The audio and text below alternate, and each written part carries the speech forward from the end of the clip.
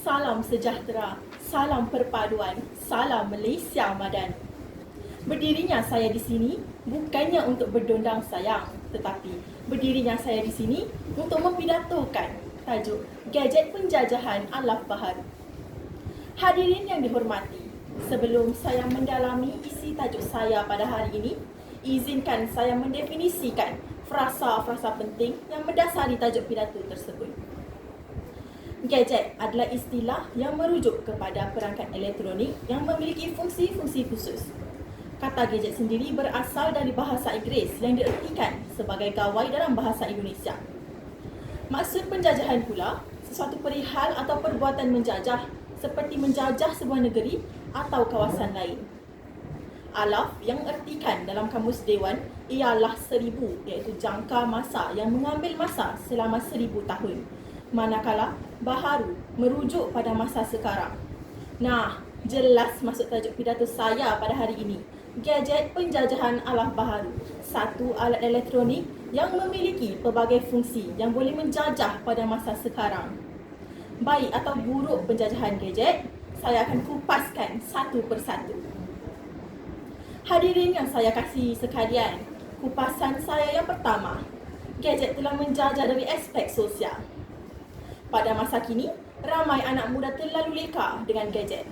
Ini kerana sewaktu pandemik yang lalu, gadget ini digunakan oleh semua orang. Gadget ini boleh dikatakan antara model penjajahan yang baru.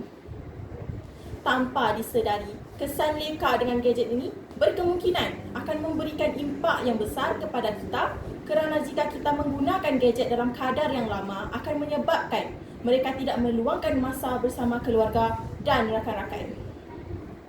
Jika kita tidak menangani keadaan ini, negara kita akan mudah terpengaruh dan mungkin dijajah sekali lagi kerana kelalaian anak-anak muda dan tidak memberikan tumpuan kepada kehidupan yang nyata ini.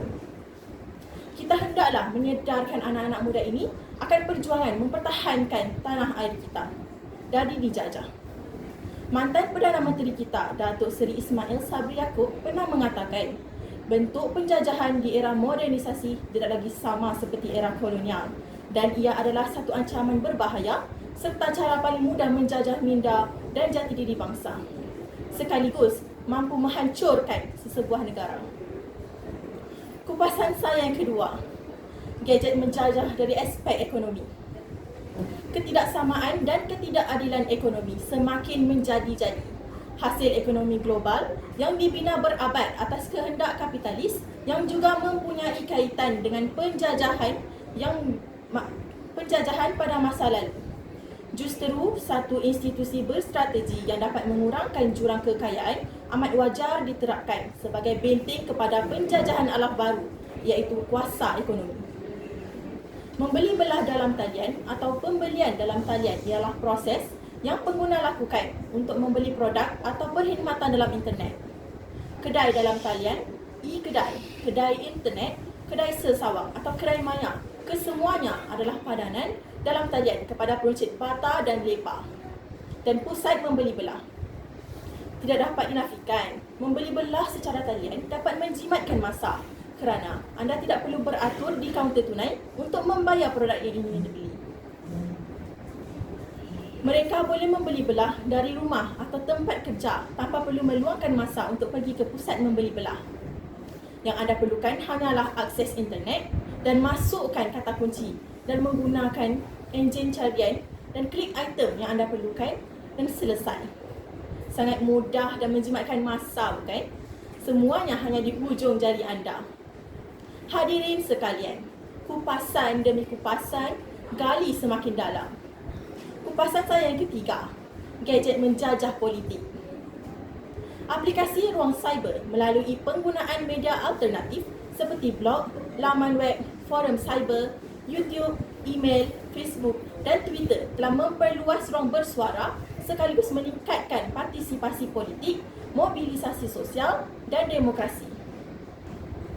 Sebelum ini, selain ceramah, rakyat banyak mendapatkan maklumat politik melalui media cetak seperti akhbar, majalah dan buku dan media elektronik, khususnya radio dan televisyen. Namun kini, penggunaan internet sebagai cara untuk mencari maklumat menjadi semakin penting. Penggunaan gadget mempunyai kesan positif dan negatifnya. Kesan positif penggunaan gadget antara lain mempercepatkan pengaliran maklumat. Maklumat dalam pelbagai bidang boleh didapati dengan cepat. Ini membantu usaha melahirkan masyarakat yang bermaklumat. Apabila masyarakat bermaklumat, tentu sekali proses pembelajaran dan pencambahan minda rakyat turut berlaku. Menutup tirai pidato saya pada hari ini, meskipun ancaman penjajahan baharu ini bukanlah dari segi fizikal, ia sangat berbahaya dan cara paling mudah untuk menjarah minda dan jati diri bangsa. Seterusnya, mampu menghancurkan sesebuah negara. Jika baik niatnya, maka baiklah hasilnya. Begitulah sebaliknya, jika gadget digunakan di landasan yang betul, maka tiada kekhawatiran yang akan muncul. Sekian, terima kasih.